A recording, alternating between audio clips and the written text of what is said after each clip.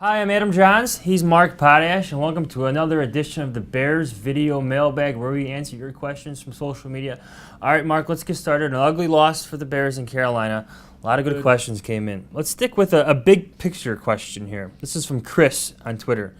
Do you believe the Bears' problem is with talent evaluation or coaching? Well, Chris, I'd love to give you an answer one way or the other, but I think it's just, seriously, I think it's just too early to really tell. I think we have to give Trestman and his coaching staff a little bit of a break here and just give them some time. This league is very difficult to predict. The Bears are going to be in it, unless they totally fall apart, they're going to be in it for a while. And let's see late in the season what their defense looks like, and if they can provide a defense that will give their offense kind of the margin for error that they need, because if they get that, I think they can be a winning team. I hate to say it because I know people go nuts when they're 2-3 and it's early and they're losing games they should win. But I have to say it's just too early to tell. Right. I think it's important to point out that the Bears are going through a youth movement under Phil Emery. He's trying to get this team younger. So if you at least look at the defensive side of the football, where you have a Kyle Fuller, Eagle Ferguson, Will Sutton, all playing important roles on the defense, even the John Bostic in his second year. If you're looking at pure talent evaluation, these players are emerging as solid contributors for a defense. Lamar Houston, he caused quite the stir on Twitter after the Panthers game. Some fans are being critical of him, and he responded in ways you don't want players responding. So this is from MJA on Twitter. Please give me a hot take on Lamar Houston's tweets. My initial impression is, look, players can't be telling fans to eat dirt on Twitter. We know Twitter can be a dangerous place for reporters and media, and for professional athletes, it could be worse. We all know Chris Connie's situation where he got death threats on Twitter last year. But as far as Lamar Houston, I think you're seeing a player who's not living up to his contract right now, and I think he knows it. He's got a lot of pressure on him, and he's putting a lot of pressure on himself to live up to that contract. He doesn't have a sack yet.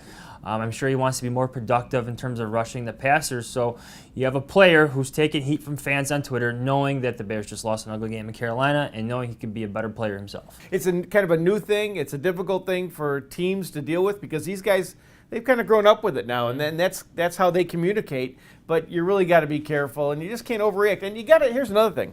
You got to give these fans a little bit of room to kind of blow off some steam.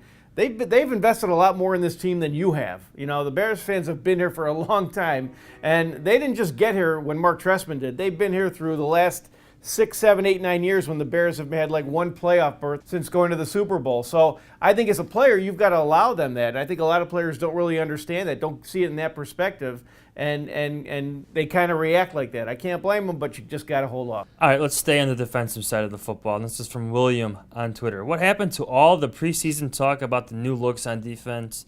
Seems pretty vanilla to me. Any major changes? I think the most significant change is what the defensive tackles are doing. They're doing some two gapping things. You call it a gap and a half thing. I've heard it described that way. They're required to take up more double teams. Stephen Paya does it a lot. Eagle Ferguson does it a lot. They want these linebackers to be free instead of having assigned holes and filling certain holes like they used to under Lovie Smith. They want these guys free. Like a guy like John Bostic, you want him unmolested from the offensive lineman to make plays and let him use his athleticism. Yeah, I can't blame anybody for being frustrated, but I don't think any new looks, the new looks that were kind of advertised, I thought they were subtle. I don't think there was any big new packages. The new looks are really the players. Really young to Jeremiah Ratliff coming back to Jared Allen. And it's the scheme changes were minor overall. Significant to some players like a Stephen Paya, but maybe even a John Bostic, but they're not turning into a 3-4 defense. All right, let's move to the offense. This is from Vicksburg on Twitter.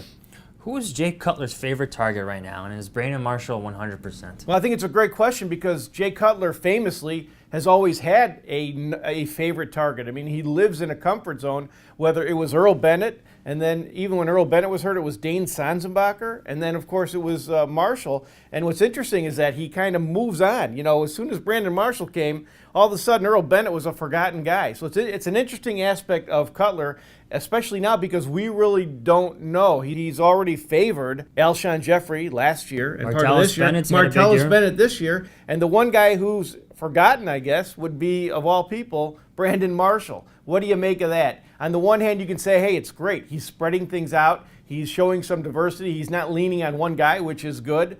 But on the other hand, now you got to wonder about Brandon Marshall and kind of his state of mind and how he feels about not getting targeted as often as he does. All right, let's wrap it up there.